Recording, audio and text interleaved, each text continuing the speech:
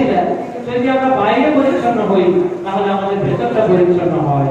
এইভাবে আমরা পরিচ্ছন্নতা গুণটা আমরা অর্জন করতে পারি।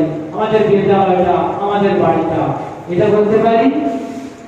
আরেকটা গুণ আমরা গুণ অভ্যাস করতে পারি, সেটা হচ্ছে সততা।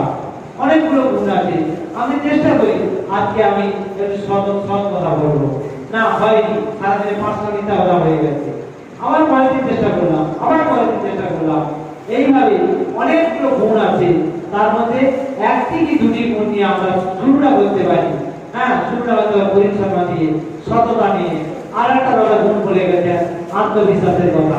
হ্যাঁ, আত্মবিশ্বাস গুণটা অসাধারণ গুণ, এই গুণটা নিয়েও আমরা অভ্যাস করতে পারি।